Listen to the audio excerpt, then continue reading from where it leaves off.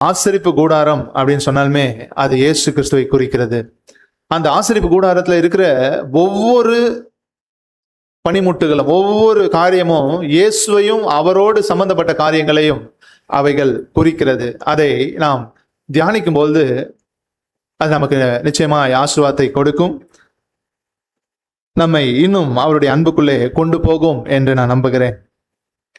அந்த வேத வசனத்தை நாம் வாசிப்போமானால் யாத்ராகம புத்தகம் 30:1 மறுபடியும் வாசிக்கலாம்.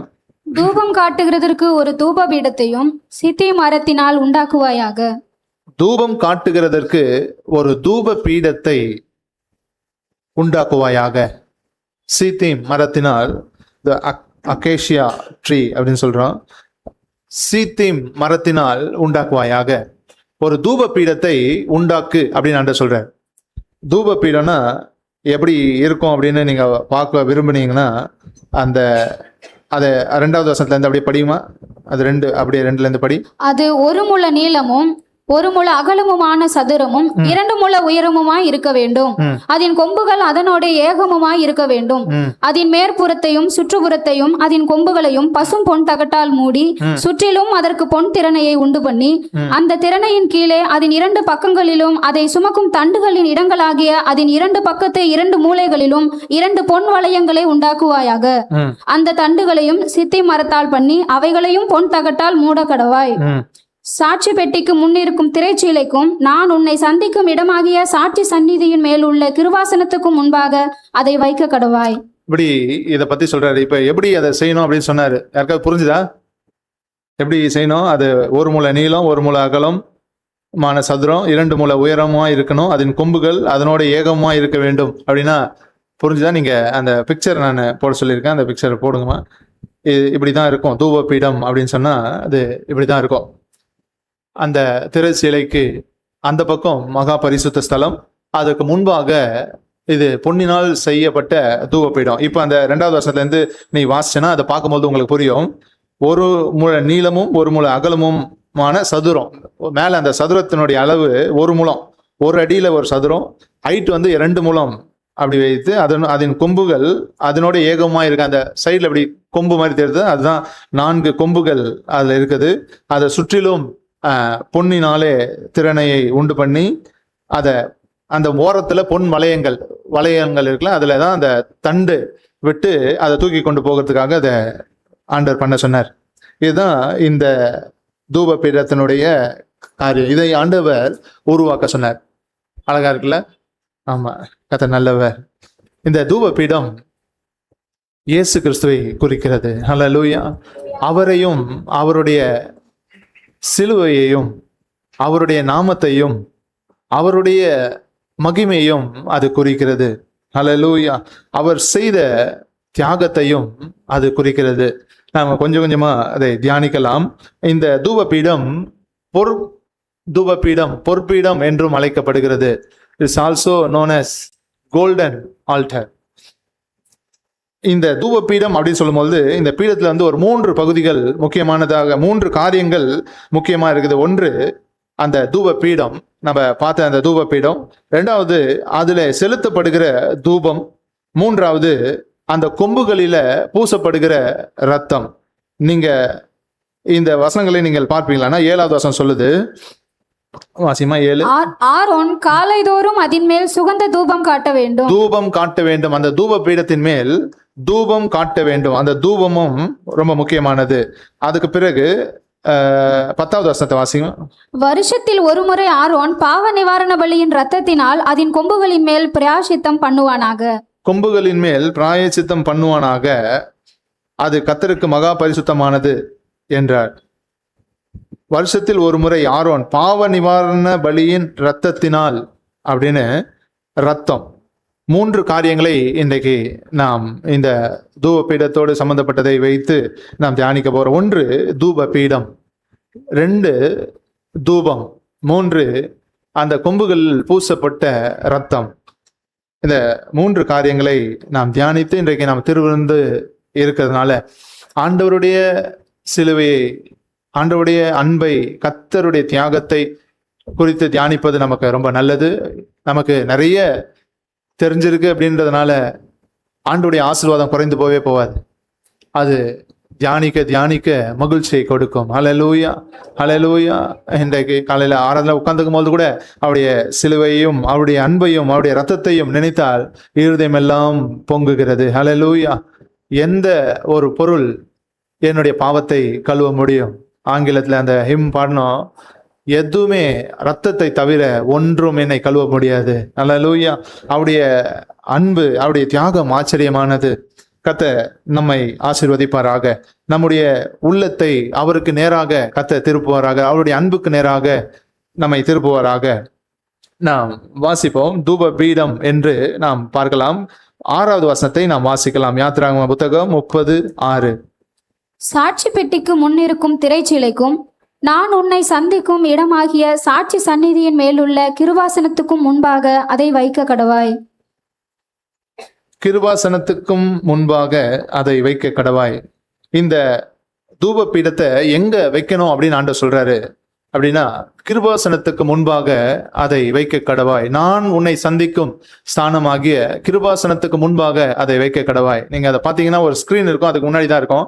அந்த ஸ்கிரீனுக்கு பின்னாடி தான் மகா பரிசுத்த ஸ்தலம், அந்த கிருபாசனம் இருக்குது. அதாவது ஆண்டவர் சந்திக்கிற இடம் இது. ஆண்டவர் சொன்னது போல பரலோகத்துல இருக்கிறது போல பூமியில செய் அப்படின்னு சொன்னார் ஆண்டவர். பரலோகத்துல இருக்கிறதை போலவே பூமியில நீ செய் அப்படின்னு சொன்னதுனால அதே போலதான் செய்தார். அப்பனா பரலோகத்திலையும் அப்படிதான் இருக்குது. பரலோகத்துல அப்படி இருக்குது அப்படின்னு சொன்னா எல்லா அந்த ஆசரிப்பு கூடாரத்தின் எல்லா பொருள்களும் இயேசு கிறிஸ்துவை தான் வெளிப்படுத்துது. இந்த தூப பீடத்தை நாம் யோசித்து பார்ப்போமானால், இந்த தூப பீடம் இயேசு கிறிஸ்துவனுடைய சிலுவையை அது குறிக்கிறது. இந்த தூப பீடம் இயேசு கிறிஸ்துவின் சிலுவையை நமக்கு வெளிப்படுத்துகிறது. நீங்க அந்த வசனத்தை நன்காக வாசித்து பார்க்கும்பொழுது ஆண்டவர் சொல்றாரு 30:6, சாட்சி பெட்டிக்கு முன் இருக்கும் திரை சிலைக்கும் நான் உன்னை சந்திக்கும் இடமாகிய சாட்சியின் சந்நிதியின் மேலுள்ள கிருபாசனத்துக்கும் முன்பாக அதை வைக்க கடவாய். கிருபாசனம் அப்படின்னு சொன்னா கிருபையை நமக்கு கொடுக்கக்கூடிய இடம். கிருபாசனம் அப்படின்னு சொன்னா நமக்கு ஆசீர்வாதங்களை, தேவனை சந்திக்கிற இடம் அப்படின்னு அர்த்தம். நீங்க எபிரேய புத்தகம் 4வது அதிகாரம் 16வது வசனத்தை நீங்க வாசிப்பீர்களானால், எபிரேயர் நிருபம் 4:16. ஆதலால் நாம் இரக்கத்தை பெறவும் ஏற்ற சமயத்தில் சகாயம் செய்யும் கிருபையை அடையவும் தைரியமாய் கிருபாசன தண்டையிலே சேர கடவோம்.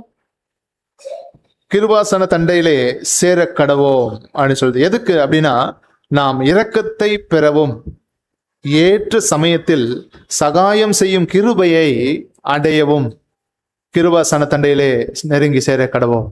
நாம் இரக்கத்தை பெற, அவருடைய கிருபையை பெற, ஏற்ற நேரத்துல நமக்கு உதவி செய்யக்கூடிய கிருபை நாம் பெற்றுக்கொள்ள கிருபாசன தண்டைக்கு போகணும். ஆனா இந்த ஆசரிப்பு கூடாரத்தின் அமைப்பின்படி கிருபாசன தண்டைக்கு நீங்க போகணும்னா அதுக்கு முன்பாக தூப பீடத்துக்கு நீங்க சந்திக்க வேண்டியது இருக்குது. தூப பீடத்தின் மூலமாக தான் கிருபாசன தண்டைக்கு போகவே முடியும். ஆண்டவரை சந்திக்க நீங்க போகணும் அப்படின்னா தூப பீடத்தை தாண்டி போக முடியாது. தூப பீடத்துல வருஷத்துக்கு ஒரு முறை பரிசுத்த ரத்தம் அதுல பூசப்பட்டு அதற்கு பிறகுதான் அந்த ஆசரிப்பு கூட மகா பரிசுத்த ஸ்தலத்துக்குள்ள போக முடியும்.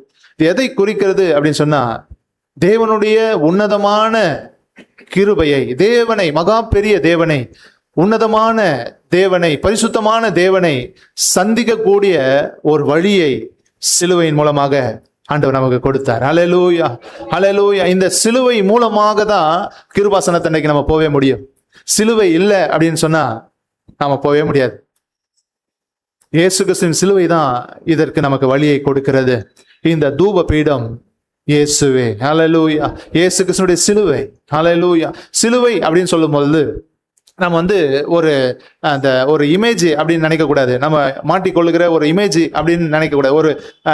ஒரு விக்கிரகம் அப்படின்னு நிறைய பேர் நினைக்கிறாங்க. அப்படிலாம் இல்லை. சிலுவை அப்படின்னு சொன்னா சிலுவை அதனுடைய நோக்கம், அதனுள்ள செய்யப்பட்ட தியாகம், அதுல தன்னை தியாகமாக கொடுத்தவர் எல்லாவற்றையும் சேர்த்து தான் நம்ம சிலுவை அப்படின்னு சொல்றோம். அதனுடைய ஆசீர்வாதங்கள், அதனுடைய புண்ணியங்கள் எல்லாவற்றையும் சேர்த்து தான் சிலுவைன்னு சொல்றோம். இந்த தூப பீடம் இயேசு கிறிஸ்துனுடைய சிலுவையை குறிக்கிறது. இந்த சிலுவை மூலமாக நாம் போக போக அவருடைய கிருபையை நாம் அதிகமாக அடைகிறோம். இன்றைக்கு ஆண்டவரே கிருபை தாங்க நம்ம கேட்கிறோம். நான் ஒரு ரகசியத்தை சொல்றேன். அதிகமாய் உங்களுக்கு கிருபை வேணுமானால் நீங்க சிலுவையை அதிகமாக தியானிக்கணும், சிலுவையை அதிகமாக நினைக்கணும். ஒவ்வொரு நாளும் முடிந்தால் நீங்க நினைக்கணும். நான் ஜெபிக்கும் பொழுதெல்லாம் சிலுவையை பற்றி யோசிக்காம நன்றி சொல்லாம நான் இருந்தது ரொம்ப ரேர் தான். சிலுவையின் அன்பை நினைக்கிறேன். எனக்காக இயேசு கிறிஸ்து சிலுவையில் ஜீவனை கொடுத்தார். ஹல்லேலூயா. அந்த சிலுவை தான் அந்த கிருபாசன தண்டைக்கு என்னை கொண்டு போகுது. என்னுடைய காரியம், என்னுடைய உண்மை, என்னுடைய பரிசுத்தம் இல்லை. இயேசு கிறிஸ்துவின் சிலுவை என்னை கிருபாசனத்தை அன்றைக்கு கொண்டு போகுது. நான் உன்னை சந்திக்கும்படி கிருபாசனத்துக்கு முன்பாக அந்த தூப வேடத்தை வை அப்படின்னு நான் சொன்னேன். ஹல்லேலூயா. நமக்காக சிலுவையிலே வழிகள் திறக்கப்பட்டது. ஹல்லேலூயா, ஹல்லேலூயா. சிலுவை அப்படின்னு சொல்லும் பொழுது நான் சொன்னேன், இது ஒரு சிம்பிள் இல்லை, இன்னைக்கு நம்ம போட்டுக்கொள்ளுகிற ஒரு சிம்பிள் இல்லை, சிம்பிள் மாத்திரம் இல்லை. சிலுவை என்று சொன்னால் 2 காரியங்களை நான் இன்றைக்கு சொல்ல விரும்புகிறேன். என்னன்னா, ஒன்று அவர் செய்த தியாகம், இன்னொன்று அவர் அந்த சிலுவையின் புண்ணியம். சிலுவையை பற்றி யோசிக்கும் பொழுது அவர் செய்த தியாகத்தை நிறைய பேர் யோசிக்கிறார். ஆண்டவர் எவ்வளவு கஷ்டப்பட்டாரு, ஆண்டவர் எவ்வளவாய் அடிக்கப்பட்டார், எவ்வளவாய் நொறுக்கப்பட்டார் அப்படின்னு நினைக்கிறார். ரொம்ப நல்லது, அந்த எண்ணங்கள் ரொம்ப நல்லது. நமக்கு தெரியும் இன்றைக்கு இந்த நாட்கள் லெந்து நாட்கள் என்று கிறிஸ்தவ உலகம் அதை அனுசரிக்கிறது. அவர்கள் கர்த்தருடைய சிலுவை மரணத்தை நினைத்து துக்கப்படுகிறார்கள். துக்கப்பட வேண்டிய அவசியம் இல்லை, தியானிக்கணும். துக்கப்பட வேண்டிய அவசியம் இல்லை. நாம் சந்தோஷமா இருக்கும்படி அவர் நமக்காக மரித்தார். நாம் ஐஸ்வர்யவான்களா இருக்கும்படி அவர் தரித்திரர் ஆனார். ஹல்லேலூயா. நாம் ஆசீர்வாதமா இருக்கும்படி அவர் சாபமானார். ஹல்லேலூயா, ஹல்லேலூயா. அந்த சிலுவையை தியானிக்கணும், துக்கப்பட வேண்டிய அவசியம் இல்லை. அந்த சிலுவை தியாகத்தை தியானிக்கணும். நிறைய பேர் சிலுவை அப்படின்னு சொன்னா அதை நினைச்சு ஆண்டவர் இப்படி ரத்தம் சிந்தினார், ஆண்டவரை அந்த மாதிரி கொடூரமாய் தாக்குனாங்க, செய்தாங்க அப்படின்னு நினைச்சு கண்ணீர் சிந்துவதோட அதை நிறுத்திடுறாங்க. அதையும் தாண்டி மேலான காரியம் இருக்குது. ஆண்டவரை உண்மையாகவே சிலுவையில அடித்த காரியம் மிகவும் பயங்கரமான காரியம்தான், மிகவும் கொடூரமான காரியம். இந்த உலகத்துல நடக்கவே நடக்காத, தாங்க முடியாத ஒரு அகோரமான ஒரு காரியம், கொடூரமான ஒரு காரியம் சிலுவை. இயேசு கிறிஸ்து சந்தித்த சிலுவை. நிறைய பேர் சிலுவையில அடிச்சிருக்காங்க, ஆனால் இயேசு சந்தித்த சிலுவை மரணம் அது மிகவும் மோசமானது. உலகத்தின் பாவத்தின் பாரம் அவர் மேல இறங்குச்சு. உலகத்தினுடைய ஜனங்களுடைய எல்லாருடைய ரட்சிப்பின் பொறுப்பு அவர் மேல இறங்குச்சு. அவர் நமக்காக சிலுவையில் ஜீவனை கொடுத்தார். ஹல்லேலூயா, ஹல்லேலூயா. சிலுவை என்று சொல்லும்போது, சிலுவைக்கு போன பிறகு, அவரை ஆணிகளால் அடித்த பிறகு அவருக்கு வரல வழி. உனக்காக எனக்காக இந்த சிலுவையை நான் சுமக்க வேண்டும் என்று அவர் இந்த பூமிக்கு வந்த போதே ஆரம்பிச்சிச்சு. ஹல்லேலூயா. ஒரு பெண்ணின் வயிற்றுக்குள்ள தேவாதி தேவன் கருவுக்குள்ள அவர் இருக்கிறார். நமக்கு நம்ம ஒரு கருவா இருந்தா நமக்கு அறிவு இருக்காது. ஒரு குழந்தையா இருக்கும் போதே நமக்கு தெரியாது, நாம எங்க இருக்கிறோம், எப்படி இருந்தாலும் தெரியாது. ஆனால் அவர் தேவன் நமக்காக தம்மை தாழ்த்தினார். ஹல்லேலூயா. இது அவருடைய தியாகம். சிலுவைக்காக, இந்த பூமிக்கு மண்ணான மனுஷனுக்காக உன்னதமான தேவன் பரத்திலிருந்து இறங்கி வந்தார். ஹல்லேலூயா. ஒரு பெண்ணுடைய வயிற்றுக்குள்ள, ஒரு கருவுக்குள்ள தன்னை தாழ்த்தி, எத்தனை நாட்கள், நான் அடிக்கடி சொல்லுவேன், நம்மளை ஒரு 10 நாள் ஒரு ரூமுக்குள்ள பூட்டி வச்சா நம்மளுக்கு பைத்தியம் பிடிக்கிற மாதிரி ஆயிடும். ஆனால் வானத்தையும் பூமியை உண்டாக்கின தேவன் மனிதனாக அவதரிக்க ஒரு பெண்ணின் வயிற்றுக்குள்ள எத்தனை மாசங்கள். தேவனுடைய தியாகம் ஆச்சரியமானது. அவருடைய தியாகம் நாம் நினைக்கணும். 2வதாக, இன்னும் மேலாக, இந்த சிலுவையின் புண்ணியம். எதற்காக அந்த தியாகத்தை செய்தார் அப்படின்னு சொன்னா, நீங்களும் நானும் அவரை சந்திக்க. ஹல்லேலூயா. உங்களோடு என்னோடு அவர் உறவு கொள்ள, உங்களோடு அவர் வாழ, அவரோடு நீங்கள் வாழ, அவரை நீங்கள் சந்திக்க, எந்த நேரத்திலும் இரக்கத்தை பெறவும், சகாயம் செய்யும் கிருபையை அடையவும், கிருபாசன தண்டைக்கு போக தூபபீடமாக அவர் சிலுவையிலே மரித்தார். ஹல்லேலூயா, ஹல்லேலூயா. தூபபீடமாகிய சிலுவையிலே தூபமாக தன்னை தந்தார். ஹல்லேலூயா, ஹல்லேலூயா. நான் யோசித்து பார்த்தேன். நான் நிறைய, உங்களுக்கு தெரியும், என்னோட கூட பேசுவது தெரியும், ஆண்டவருடைய சிலுவையை நிறைய பேசிக்கொண்டே தான் இருக்கிறோம். ஆண்டவருடைய சிலுவை எவ்வளவு ஆச்சரியமானது, எவ்வளவு மகிமையானது அப்படின்னு நம்ம பேசிக்கொண்டே தான் இருக்கிறோம். இந்த சிலுவையின் புண்ணியம் அப்படின்னு சொல்லும்போது இஸ்ரவேல் ஜனங்களுக்கு அது எப்படி தெரிஞ்சதோ இல்லையோ, ஆனால் புறஜாதிகளாகிய இருந்த ஜனங்களுக்கும் நம்மை போன்ற ஜனங்களுக்கும் அது மிக ஆச்சரியமான காரியத்தை நமக்கு கொடுக்கிறது. சிலுவையின் மேன்மையை நான் யோசிக்கும் பொழுது எனக்குள்ள ஒரு காரியம் யோசனைக்கு ஆண்டவர் கொடுத்தார். என்னன்னா, மத்தேயு சுவிசேஷம் 19வது அதிகாரம் 24வது வசனத்தை நாம் வாசிக்கலாம். மத்தேயு 19:24.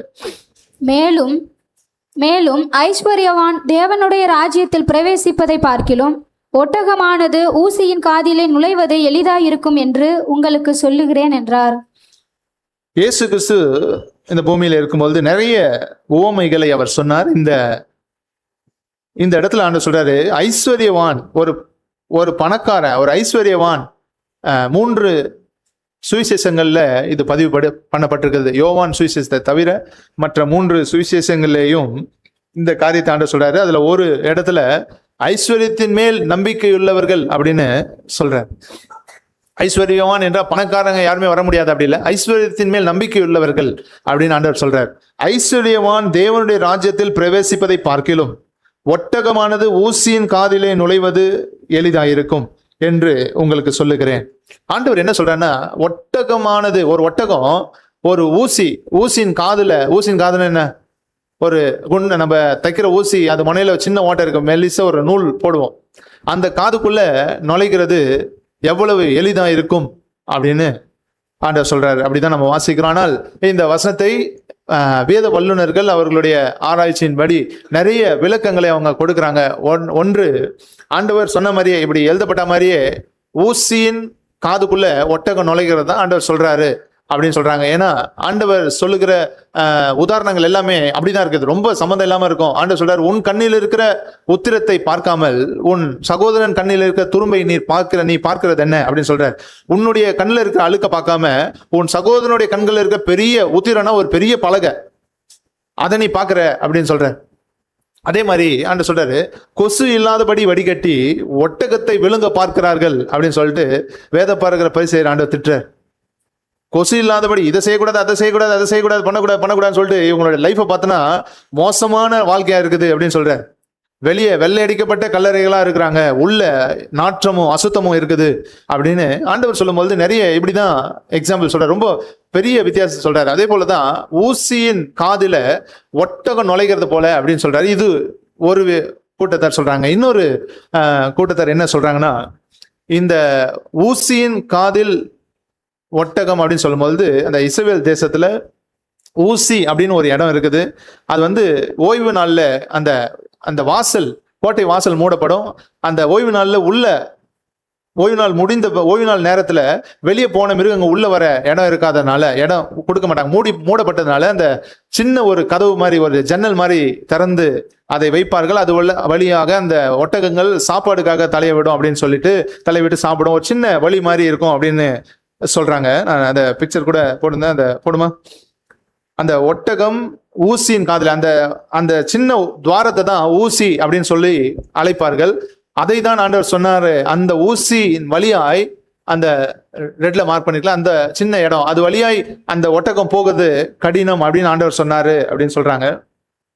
இன்னொரு கூட்டத்தார் அந்த எழுதப்பட்ட மொழியின் அடிப்படையில கிரேக்க வார்த்தை கேமிலோஸ் அப்படின்ற வார்த்தையை அர்த்தத்தை அவர்கள் மூல பிரதிகள்ல இருந்து அவர்கள் மொழிபெயர்க்கும் பொழுது அவங்க என்ன சொல்றாங்கன்னா, அந்த வார்த்தை கேமல், அந்த ஒட்டகத்தை சம்பந்தப்படுத்தல, அது இன்னொரு அர்த்தத்தையும் கொடுக்குது. என்ன அப்படின்னா, ஒரு பெரிய ரோபு, ஒரு பெரிய கயிறு, பெரிய பெரிய பார்சல் பண்ற கயிறு, இல்லை அந்த கப்பல்கள்ல பயன்படுத்தக்கூடிய ஒரு பெரிய கயிறை ஆண்டவர் சொல்லுகிறார் அப்படின்னு சொல்றாங்க. அந்த கயிறை நீங்க பார்க்கும்போது ஒரு அண்டர்ஸ்டாண்டிங் தெரியும் உங்களுக்கு தெரியறதுக்காக நான் போட சொல்லியிருக்கேன். இப்படி ஒரு பெரிய கயிறை ஒரு ஊசியின் காதுல போட முடியுமா? முடியாது. இப்படிதான் ஆண்டவர் சொல்றாருன்னு நிறைய விளக்கங்கள் இருக்குது. எப்படியோ ஆண்டவர் சொன்ன காரியம் என்ன அப்படின்னா, ஒட்டகம் ஊசியின் காதுல நுழைவது கடினம். அதாவது முடியாத காரியத்தை ஆண்டவர் சொல்ற, இது முடியவே முடியாது. எவ்வளவு ஒரு முடியாது, கஷ்டம் இல்லை, இது முடியாது. முடியுமா? இது ஏதாவது ஒன்னாவது நடக்குமா? முடியவே முடியாது அப்படின்ற காரியத்தை தான் ஆண்டவர் இங்க சொல்லுகிறார். நான் யோசித்து பார்த்தேன், நாம் தேவனை சந்திப்பதும் அப்படிதான் இருந்தது. நம்முடைய வாழ்க்கையில் நமக்கு ஆண்டவர் கொடுத்த இந்த ரட்சிப்பு, இந்த கிறிஸ்தவ வாழ்க்கை, இன்னைக்கு நாமெல்லாம் உட்கார்ந்துருக்கிறோம். இந்த அனுபவம் இப்படிதான் இருந்தது. ஒரு ஊசி காதுல ஒட்டகம் போற அளவுக்கு தான் இருந்தது. நான் யோசிச்சு பார்த்தேன். நீங்க பின்பாக அந்த வசனத்தை வாசிப்பீர்களானால் மத்தேயு 19:25-26. அவருடைய சீஷர்கள் அதை கேட்டு மிகவும் ஆச்சரியப்பட்டு, அப்படியானால் யார் ரட்சிக்கப்படக்கூடும் என்றார்கள். சீஷர்கள் என்ன கேக்குறாங்கன்னா, ஆண்டவரே இவ்வளவு கஷ்டம் சொல்றீங்களே, அப்படின்னா யார்தான் ரட்சிக்கப்படுவது அப்படின்னு கேக்குறாங்க. ஆண்டவர் ஒரு பதில் சொல்றாரு பாருங்க. இயேசு அவர்களை பார்த்து, மனுஷரால் இது கூடாததுதான், தேவனாலே எல்லாம் கூடும் என்றார். ஹல்லேலூயா, ஹல்லேலூயா. ஆண்டவர் சொல்றாரு, கரெக்ட், எல்லாம் கரெக்ட், உன்னால முடியாது, ஆனால் என்னால் முடியும். ஹல்லேலூயா. நமக்கு ரட்சிப்பை கொடுக்கும்படி சிலுவையிலே இயேசு கிறிஸ்து ஜீவனை கொடுத்தார்.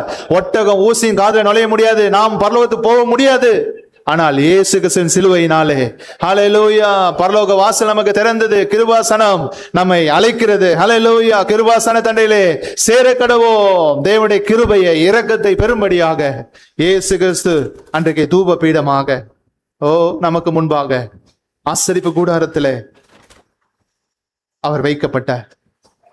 இந்த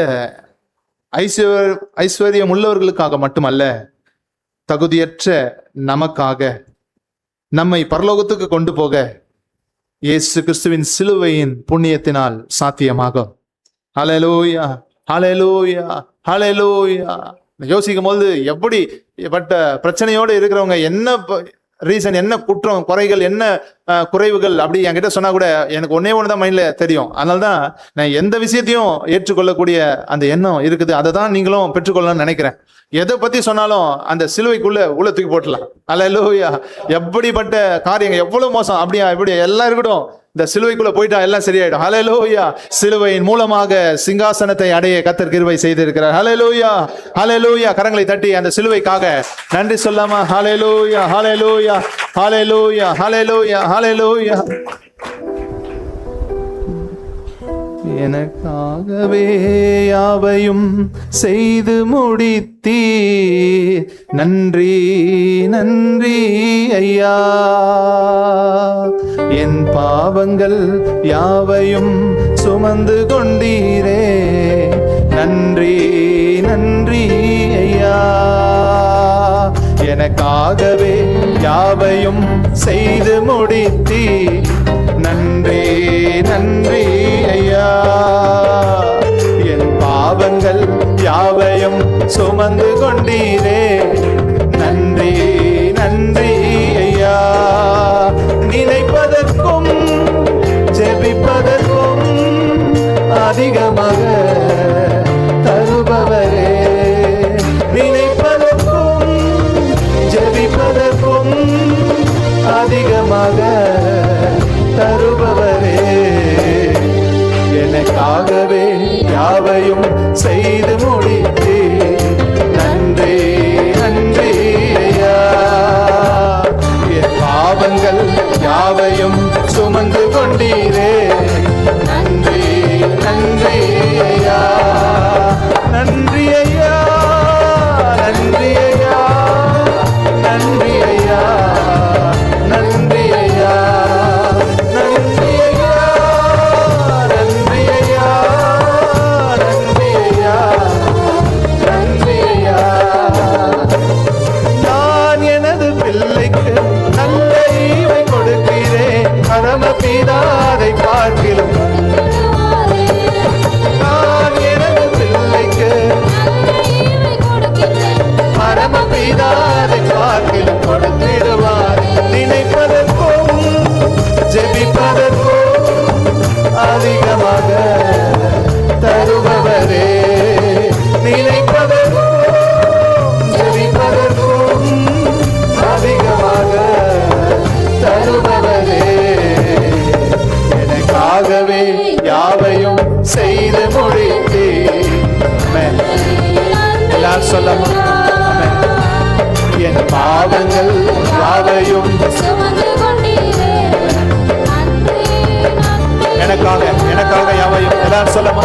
எனக்காகவே யாவையும் செய்து முடித்தீர்.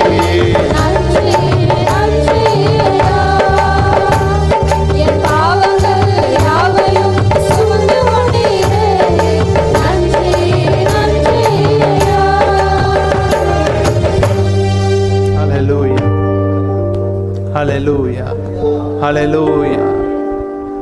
நிறைய பேர் ஜெபிக்கிறாங்க, எனக்காக விசுவாசிக்கிறாங்க, எனக்காக கர்த்தர் எனக்காக யாவையும் செய்து முடிப்பார். நமக்காக எல்லாவற்றையும் செய்து முடித்தார். ஹல்லேலூயா. நமக்காக, உனக்காக எல்லாவற்றையும் அவர் செய்து முடித்தார். அவர் உனக்காக செய்யாத ஒண்ணுமே இல்லை. இந்த சிலுவைக்குள்ள உன்னுடைய ஆசீர்வாதங்கள் எல்லாம் இருக்கிறது. ஹல்லேலூயா, ஹல்லேலூயா, ஹல்லேலூயா, ஹல்லேலூயா, ஹல்லேலூயா. இந்த சிலுவையின் மூலமாக கிடைக்காத ஒரு ஆசீர்வாதமும் இல்லை. உனக்காக எல்லாவற்றையும் அவர் செய்து முடித்தார். எவ்வளவு பெரிய பாக்கியம் இது! கெட்டு போகிறவர்களுக்கு இது பைத்தியமா இருக்கிறது. ரட்சிக்கப்படுகிற நமக்கோ சிலுவை பற்றிய உபதேசம், ஓ, அது தேவ பலனாய் இருக்கிறது. ஹல்லேலூயா, ஹல்லேலூயா, ஹல்லேலூயா. சிலுவை தேவ பலன், சிலுவை தேவ பலன். எங்களுடைய போராயுதங்கள் மாம்சத்துக்கு ஏற்றவர்களாய் இராமல் அரண்களை நிர்மூல ஆக்கத்தக்கவைகளாக தேவ பலமுள்ளவைகளாய் இருக்கிறது. ஹல்லேலூயா, ஹல்லேலூயா, ஹல்லேலூயா, ஹல்லேலூயா. இயேசு கிறிஸ்துவினுடைய சிலுவை நம்மை பலமுள்ளவர்களாக மாற்றுகிறது. ஹல்லேலூயா. இந்த சிலுவையின் புண்ணியத்தை நினைக்கும் போது, இதை நினைக்கும் போதுதான் உள்ளம் மிகவும் ஒரு பக்கம் வேதனைப்படுது. ஏன்னா இப்படிப்பட்ட ஒரு அன்பை, இப்படிப்பட்ட தேவனுடைய புண்ணியத்தை இன்னும் இந்த ஜனங்கள் அறியலையே, இன்னும் இந்த உலகம் அறியலையே. இந்த எண்ணம் நமக்குள்ள வரணும். இதுதான் சொல்றோம். நம்ம ஊழியத்துக்காக டிஷர்ட் செஞ்சோம், அதுக்கு பின்னாடி போடுறதுக்காக நிறைய உட்காந்து நான் யோசிச்சேன். அல்ல, கடைசியா நான் நினைத்தது, ஆண்டவர் ஆவியானவர் கொடுத்தது, உன்னுடைய பாவங்களுக்காக இயேசு கிறிஸ்து சிலுவையிலே உன்னுடைய பாவத்தின் தண்டனையை சுமந்தார். இதை நம்பு, விசுவாசி என்று போட்டேன். அட்லீஸ்ட் அதை படிக்கட்டும். இந்த அன்பை இந்த உலகத்துக்கு நாம் கொண்டு போக வேண்டும். இயேசு கிறிஸ்துவின் சிலுவையின் புண்ணியத்தை இந்த உலகம் அறியணும். உலகம் முழுவதிலும் இருக்கிற எல்லா ஜனங்களும் அறியணும். ஹல்லேலூயா. நான் மட்டும் அறிகிறதுக்கு அல்ல, ஒரு சபை மட்டும், ஒரு கூட்டம் மட்டும் அறிகிறதுக்கு அல்ல. இந்த சிலுவையின் புண்ணியத்தை இந்த உலகம் அறிய வேண்டும். ஹல்லேலூயா. கர்த்தர் நல்லவர். இரண்டாவதாக வாசிக்கலாம், யாத்திராகமம் 30:7. ஆரோன் காலைதோறும் அதின் மேல் சுகந்த தூபம் காட்ட வேண்டும். மாலையில் விளக்கேற்றும் போதும் அதின் மேல் தூபம் காட்ட கடவன். விளக்குகளை விளக்கும் போதும் அதின் மேல் தூபம் காட்ட வேண்டும். தூப பீடத்தின் மேல் தூபம் காட்ட வேண்டும். நாம் பொதுவாக தூபம் காட்ட வேண்டும் அப்படின்னு சொன்னா, நாம் துதிக்கிறதை நாம் நினைக்கிறது உண்டு. நாம் துதிக்கணும், ஸ்தோத்திரம் பண்ணணும் அப்படின்னு நினைக்கிறோம். ஆனால் ஒரு அழகான ஒரு ரகசியம் என்னன்னா, தூபம் இயேசு. ஹல்லேலூயா. தூபமும் அவர்தான். சிலுவையிலே தன்னை தியாகமாக கொடுத்தவர் இயேசு கிறிஸ்து. நீங்க வெளிப்படுத்தின விசேஷம் 8வது அதிகாரம் 3வது வசனத்தை வாசிப்பீர்களானால், வெளிப்படுத்தின விசேஷம் 8:3.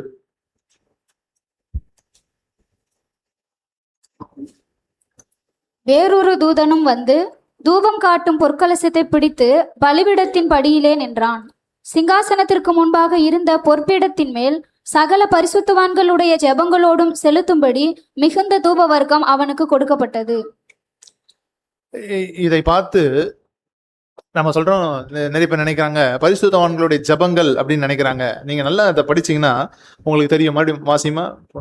வேறொரு தூதனும் வந்து தூபம் காட்டும் பொற்கலசத்தை பிடித்து பலிபீடத்தின் படியிலே நின்றான். சிங்காசனத்திற்கு முன்பாக இருந்த பொற்பீடத்தின் மேல், இது பரலோகத்துல இருக்கிறதை ஆண்டவர் திவ்ய வாசகனாகிய யோவானுக்கு வெளிப்படுத்துகிற காரியத்தை நாம் பார்க்கிறோம். எப்படி பூமியில இருக்கும் அதே மாதிரி பாருங்க, சிங்காசனத்துக்கு முன்பாக இருந்த பொற்பீடத்தின் மேல், சிங்காசனத்துக்கு முன்பாக இருக்கிற தங்க பீடம், நான் சொன்னேன் அதான் சிலுவை, சிலுவையின் மூலமாக தான் சிங்காசனத்தை நாம் அடைய முடியும். பொற்பிடத்தின் மேல் சகல பரிசுத்தவான்களுடைய ஜெபங்களோடும் செலுத்தும்படி மிகுந்த தூப வர்க்கம் அவனுக்கு கொடுக்கப்பட்டது. பரிசுத்தவான்களுடைய ஜெபங்களோடு with the prayers of the saints அப்படின்னு, with the prayers of the saints, பரிசுத்தவான்களுடைய ஜெபங்களோடு கூட தான் செலுத்தப்படுது ஒழிய அது பரிசுத்தவான்களுடைய ஜெபம் இல்லை.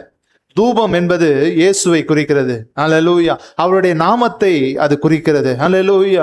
சிலுவையிலே தன்னை அர்ப்பணித்த, சிலுவைக்கு தன்னை ஒப்பு கொடுத்த இயேசு என்கிற நாமத்தை அது குறிக்கிறது. அல்லேலூயா. அவர் ஒப்பு கொடுத்ததுனால தான் வேத வசனம் சொல்லுது, பிதாவாகிய தேவன் வானோர் பூதலத்தோர் பூமியின் கீழானோர் முழங்கால்கள் யாவும் முடங்கும்படிக்கு எல்லா நாமத்திலும் மேலான நாமத்தை அவருக்கு கொடுத்தார். அல்லேலூயா.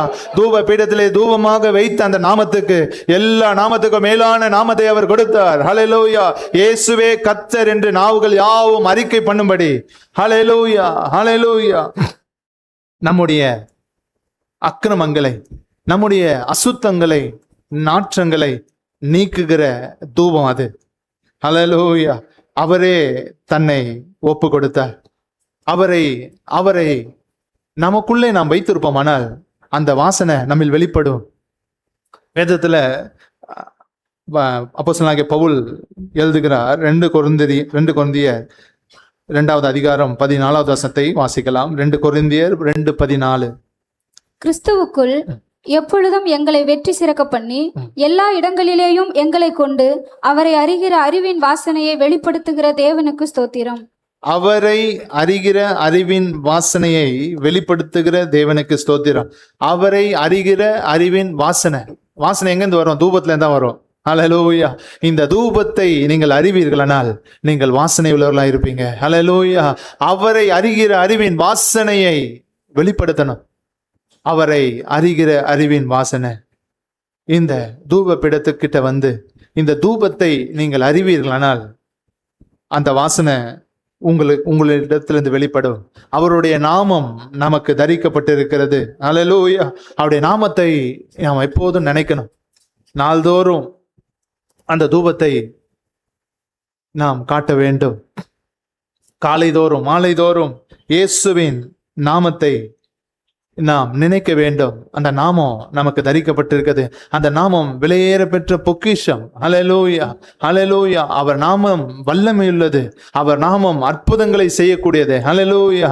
அதனால நம்ம பாடுறோம்ல, நல்ல பாட்டு. அவர் நாமத்தில் பேய்கள் ஓடும், எல்லா செய்வினை கட்டுகள் முறியும். அவர் நாமத்தில் பேய்கள் ஓடும், எல்லா செய்வினை கட்டுகள் முறியும். நாம் ரட்சிக்கப்படுவதற்கென்று வேறே நாமம் நமக்கில்லையே. நாம் ரட்சிக்கப்படுவதற்கென்று வேறே நாமம் நமக்கில்லையே. அவர் நாமம் இயேசு கிறிஸ்து.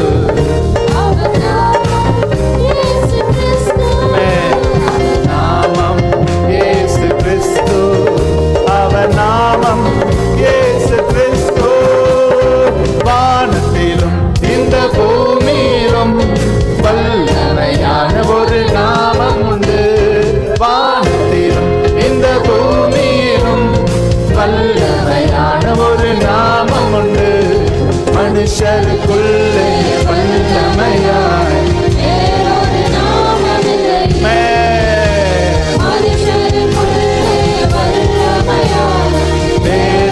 நாமம் இல்லை. அவர் நாமம் இயேசு கிறிஸ்து. அவர் நாமம் இயேசு கிறிஸ்து. அவர் நாமம் இயேசு கிறிஸ்து. அவர் நாமம் இயேசு கிறிஸ்து. அவர் நாமத்தில் பரிசுத்தம் உண்டு. நாமத்தில் பரிசுத்தம் உண்டு. நமக்கு நித்திய ஜீவனும் உண்டு. அவர் நாமத்தில் பரிசுத்தம் உண்டு. நமக்கு நித்திய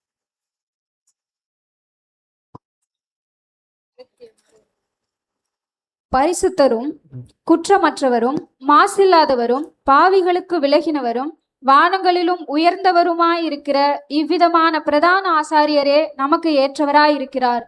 அவர் பிரதான ஆசாரியர்களைப் போல முன்பு சொந்த பாவங்களுக்காகவும் பின்பு ஜனங்களுடைய பாவங்களுக்காகவும் நாடோறும் பலியிட வேண்டுவதில்லை. ஏனெனில் தம்மைத்தாமே பலியிட்டதினாலே இதை ஒரே தரம் செய்து முடித்தார். அல்லேலூயா, அல்லேலூயா. நல்ல வசனங்களை நல்லா கவனிக்கணும். இந்த பழைய ஏற்பாட்டின் இந்த முறைமையின்படி அந்த தூப பீடத்துல ரத்தம் பூசப்படும். என்ன ரத்தம்னா, யார் பூசுவானோ அந்த பிரதான ஆசாரியன் தான் பூசுவான். அவன் அந்த ரத்தத்தை பூசி அந்த காரியத்தை செய்த பிறகுதான் ஆண்டவர்கிட்டே போக முடியும். அதாவது மகா பரிசுத்த ஸ்தலம், ஹோலி ஆஃப் ஹோலிஸ் அப்படின்னு இருக்கும். அந்த மகா பரிசுத்த ஸ்தலத்துக்குள்ள போகிறதுக்கு இந்த ரத்தம் பூசப்படணும் வருஷத்துல ஒரு தடவை. அது ரொம்ப பரிசுத்தமானது அப்படின்னு சொல்றான், வேதம் சொல்லுது. அப்ப இந்த ரத்தம் வந்து ஆட்டுக்கடாவின் ரத்தம் அங்க பூசப்படுகிற அந்த நேரத்துல அந்த பிரதான ஆசாரியன் வருஷத்துக்கு ஒரு தடவை தனக்காகவும் ஜனங்களுக்காகவும் பலியிட்டு வருஷந்தோறும் அவன் போக வேண்டியது இருக்கும். ஆனால் இங்க சொல்லப்படுகிற ரத்தமும் அதை கொண்டு போகிறவரும் ஆச்சரியமானவர். அவர் எப்படிப்பட்டவர்னா குற்றமற்றவரும். வாசிமா பரிசுத்தரும் 26:7-26 போடு, ஸ்கிரீன்ல போடு. பரிசுத்தரும் குற்றமற்றவரும் மாசில்லாதவரும் பாவிகளுக்கு விலகினவரும் வானங்களிலும் உயர்ந்தவருமாயிருக்கிற பிரதான ஆசாரியர். அல்லேலூயா. அடுத்த வசனம் சொல்றது, இவர் என்ன பண்றாருன்னா, இவர் ஏதோ ஒரு ரத்தத்தை எடுத்துட்டு இவர் போல அப்படி போறதா இருந்தா வருஷம் வருஷம் போக வேண்டியது இருக்கும். அவர் பிரதான ஆசிரியர்களை போல முன்பு தன்னுடைய பாவத்துக்காகவும் பின்பு ஜனங்களுடைய பாவங்களுக்காகவும் நாடோறும் பலியிட வேண்டுவதில்லை. ஏனெனில் தம்மை தாமே பலியிட்டதினாலே இதை ஒரே தரம் செய்து முடித்தார். ஹல்லேலூயா, ஹல்லேலூயா. அவருடைய ரத்தம் நமக்காக சிந்தப்பட்டது. அதை எபிரேயர் நிருபம் 9:12 வாசிக்கணும். 9:12. வெள்ளாட்டுக்கடா இளங்காலை இவைகளுடைய இரத்தத்தினாலே அல்ல, தம்முடைய சொந்த இரத்தத்தினாலும் ஒரே தரம் மகா பரிசுத்த ஸ்தலத்திலே பிரவேசித்து நித்திய மீட்பை உண்டு பண்ணினார். வெள்ளாட்டுக்கடா இளங்காலை இவைகளுடைய இரத்தத்தினால அல்ல, தம்முடைய சொந்த இரத்தத்தினாலே நித்திய மீட்பை அவர் உண்டு பண்ணினார். மகா பரிசுத்த ஸ்தலத்திலே பிரவேசித்து அப்படின்னு வாசிக்கிறோம். புரியுதுங்களா உங்களுக்கு? ஆசரிப்பு கூடாரத்துடைய அமைப்பு. அப்ப அந்த ரத்தத்தை இயேசு சிந்தினார். இந்த ரத்தத்தை குறித்து ஒரு வேத வல்லுநர் இப்படியே சொல்றாரு, ஆண்டவர் அவருடைய சரீரத்திலிருந்து ரத்தம் ஒரு 7 விதங்கள்ல அந்த சிலுவையை நோக்கி இருக்கும்பொழுது 7 விதங்கள்ல சிந்தப்பட்டது அப்படின்னு சொல்றாரு. நிறைய நம்மளுக்கு தெரியும், காய்பா இந்த பிலாத்து இவர்களுடைய அரண்மனையில, அப்புறம் ஆண்டவருடைய கைகள்ல அடிக்கும் பொழுது ஒவ்வொரு முறையும் ஒவ்வொரு விதங்கள், அது ஒவ்வொரு விதங்களாக சொல்றாங்க. கால்கள் அடிக்கும் பொழுது ஒரு விதம் ரத்தம் சிந்தப்பட்டது, கைகள்ல ஆணிகள் அடிக்கும் பொழுது, விழாவில் குத்தும் பொழுது இப்படிலாம் ரத்தம் சிந்தப்பட்டது அப்படின்னு சொல்லிட்டு சொல்றோம். அப்புறம் கெத்செமனே தோட்டத்துல அவருடைய வேர்வை ரத்தத்தின் பெருந்துளிகளாய் தரையில விழுந்தது அப்படின்னு நம்ம பார்க்கிறோம். இப்படி 7 விதங்கள்ல சொல்லப்படுகிறாங்க. இதுல 6 விதங்கள் வந்து வேற மாதிரி, ஒரே ஒரு விதம் வந்து ரொம்ப வித்தியாசமானதுன்னு சொல்றாங்க. என்னன்னா, அவரே யாருடைய வெளிப்புறத்துல இருந்து யாருமே அடிக்காம செய்யாம செய்தது அந்த கெத்செமனே தோட்டத்துல அவர் சிந்தின ரத்தம். தேவனே தம்முடைய ரத்தத்தை சிந்தினார். இது வந்து அவர்கள் வேத வல்லுநர் சொல்றாங்க, ரொம்ப அழகா இருக்க கேட்கும்போது. இந்த கெத்செமனே தோட்டத்துல இயேசு கிறிஸ்து தன்னை அவர் ஒப்பு கொடுக்கும் பொழுது அவருடைய வேர்வையோடு ரத்தம் கலந்து வெளியே வந்தது அப்படின்னு நம்ம வாசிக்கிறோம்.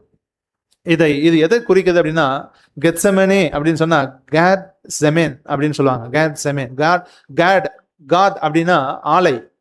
ஒரு ஆலைனா எப்படின்னா ஒரு எண்ணெய் செக்கு ஆற்ற இடம் அப்படின்னு அர்த்தம்.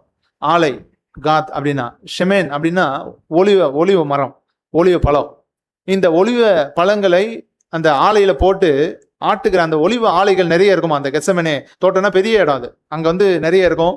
அந்த இடத்துல தான் ஆண்டவர் இப்படி ஜெபித்தார் அப்படின்னு.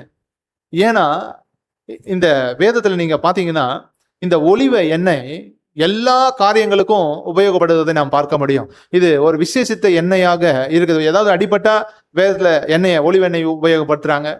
ஏதாவது ஒரு முக்கியமான காரியங்களை செய்யணும் அப்படின்னா, ஒருத்தனை அபிஷேகம் பண்ணணும், ராஜாவோ ஒரு ஆசாரியனையோ அபிஷேகம் பண்ண இந்த எண்ணெயை அவர்கள் உபயோகப்படுத்துகிறது உண்டு.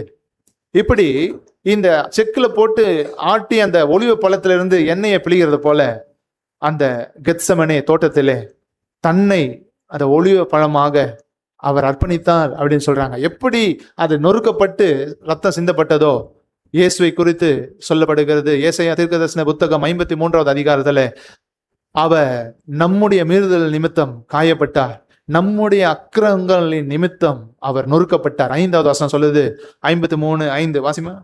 நம்முடைய மீறுதல்கள் நிமித்தம் அவர் காயப்பட்டு நம்முடைய அக்கிரமங்களின் நிமித்தம் அவர் நொறுக்கப்பட்டார். நமக்கு சமாதானத்தை உண்டு பண்ணும் ஆக்கினை அவர் மேல் வந்தது, அவருடைய தழும்புகளால் குணமாகிறோம். 10வது வசனம் வாசி. கர்த்தரோ அவரை நொறுக்க சித்தமாகி, கர்த்தரோ அவரை நொறுக்க சித்தமாகி. அந்த வார்த்தை நல்லா கவனிக்கணும். உண்மையாவே நடந்தது, உண்மையாவே நடந்தது. என்னதுமா? ஆண்டவர் நொறுக்கப்பட்டார். நொறுங்கிதான் அந்த ரத்தம் வெளியே வந்தது. அவர் நமக்காக ரத்தம் சிந்தினார். அவரை நொறுக்க சித்தமாகி நம்முடைய அக்கிரமங்களுக்காக அவர் நொறுக்கப்பட்டார். நீங்க அந்த வேத வல்லுநர்கள் சொல்லுகிற காரியம்தான், இந்த பூமியில வியாதிகள், எல்லா வியாதிகளையும் மொத்தமா ஒரு 39 டைப்ல அடைக்கலாமா? அது டாக்டர்ஸ் தெரியும்னு சொல்றாங்க. மொத்தம் இருக்கிற எல்லா வியாதிகளுமே ஒரு 39 விதத்துக்குள்ள அடைக்கலாமா?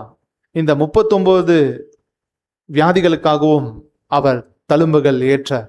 அவருடைய தழும்புகளால் நாம் குணமாகிறோம். 39 அடி ஆண்டவர் விழுந்தது. அந்த தழும்புகள், அவருடைய தழும்புகளால் குணமாகிறோம் அப்படின்ற வார்த்தை எவ்வளவு ஒரு உண்மையா இருக்குது அப்படின்னு சொல்லிட்டு வேத ஆராய்ச்சியாளர்கள் அதை ஆராய்கிறாங்க. ஆண்டவர் இந்த கெத்செமனே தோட்டத்துல அவர் ஜெபிக்கும் பொழுது அவருக்கு இருந்த நிலைமையை இந்த மருத்துவ உலகம் ஒரு ஒரு பிரச்சனைன்னு சொல்லுது. என்ன அப்படின்னா, ஹீமாட்டிட்ரோசிஸ் அப்படின்ற ஒரு பேர் அது கொடுக்குறாங்க. என்ன அப்படின்னா, அதிகப்படியான டிப்ரெஷனால, அந்த ஸ்ட்ரெஸ்ஸுனால வேர்வையில ரத்தம் கலந்து அந்த இருதயம் நொறுக்கப்பட்டு, இருதயம் பிழியப்பட்டு, அது லங்ஸோட சம்மந்தப்பட்டு, அதுக்கப்புறம் அது கிட்னியை அஃபெக்ட் பண்ணி வேர்வையோடு அந்த ரத்தம் கலந்து முழுசும் மொத்தமா ரத்தமாவே பியூர் பிளட்டா வரல, அந்த வேர்வையோட ரத்தம் கலந்து அது வரும் அப்படின்னு சொல்லிட்டு சொல்றாங்க. அது எப்படின்னா, அந்த நெற்றி பகுதியில அப்படி வெளிப்படுமா. நெற்றி பகுதியில கண்ணை சுத்தி, அப்புறம் நம்ம முகத்துல எல்லா இடத்துலயும், அந்த முக்கியமா நெற்றி பகுதியில கண்களை சுற்றி, கண்கள்ல இருந்து வருகிற தண்ணியில கூட அந்த ரத்தம் வெளியே வரும் அப்படின்னு சொல்றாங்க. நமக்காக இயேசு கிறிஸ்து நொறுக்கப்பட்டார். நம்ம ஆண்டவர் பலிபீடத்துல ரத்தம் சிந்தினார் அப்படின்னு நினைக்கிறோம். அவர் எவ்வளவாய் நமக்காக நொறுக்கப்பட்டார். வசனம் சொல்லுது, வெளிப்படுத்தல் 1வது அதிகாரம் 6வது வசனம்.